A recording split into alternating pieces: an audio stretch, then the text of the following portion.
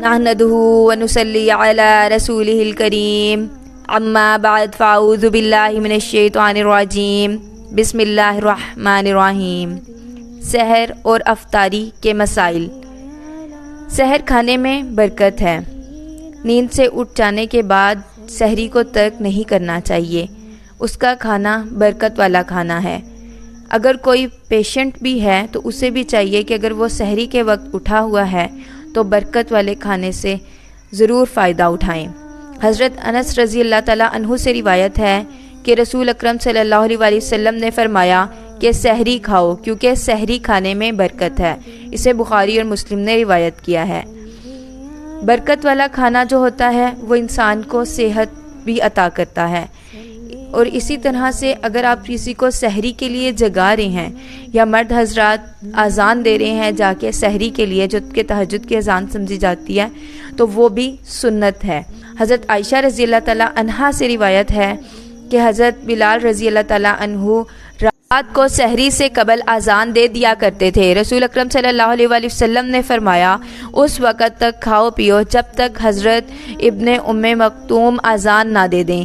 اس لیے ابن مکتوم اس وقت اذان نہیں دیتے جب تک فجر نہیں ہو جاتی۔ تہجد اور فجر کی اذان کا درمیانی وقت جو ہے وہ سحری کھانے کا وقت ہے۔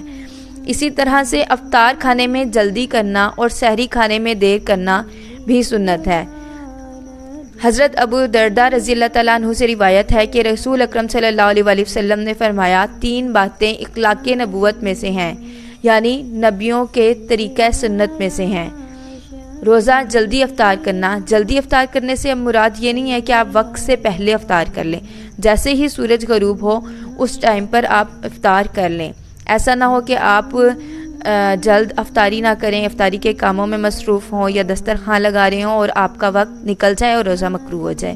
اس طرح سے آپ نے نہیں کرنا، جیسے ہی افطار کا وقت ہوگا آپ نے افطاری کر لینی ہے۔ اسی طرح سے سحری دیر سے کھانا، آخری وقت میں کھانا۔ اب آخری وقت سے یہ نہیں ہے کہ اذان ہو رہی ہے تو آپ نے کھا لینی ہے، اس ٹائم نہیں۔ اب اتنا ارلی نہ کھائیں، آخری وقت یہ ہے کہ اتنا ارلی نہ کھائیں کہ آپ 1 بجے اٹھ کر سحری کھا رہے ہوں یا 12 بجے سحری کھا کے سو جائیں یا 1 بجے سحری کھا کے پھر آپ سو جائیں اور اٹھ کے نماز پڑھیں۔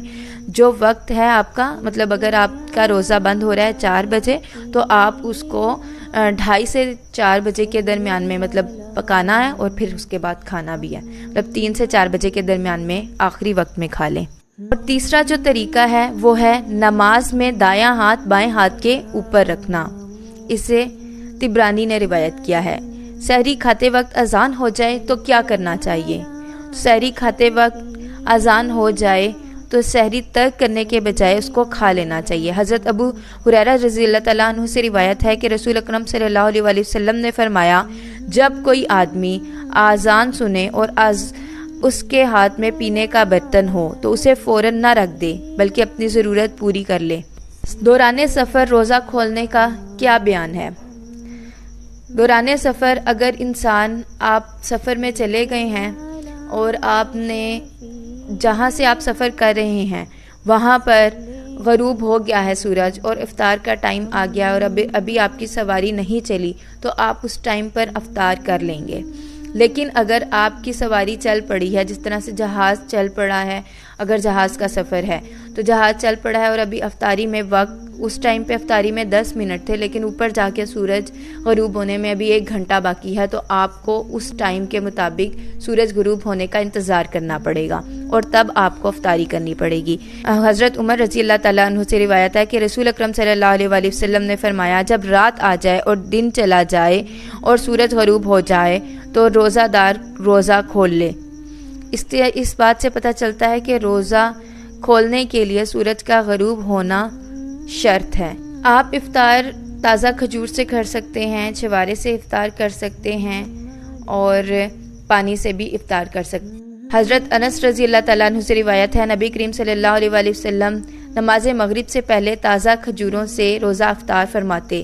اگر تازہ کھجوریں نہ ہوتی تو خشک کھجوروں سے، اگر خشک کھجوریں نہ ہوتی تو چند گھونٹ پانی سے افطار فرما لیتے۔ سلامت روزہ رکھیں، اپنی افطاری کے اور سحری کے اوقات کا خیال رکھیں، دعا کریں اور ہمیں بھی دعا میں یاد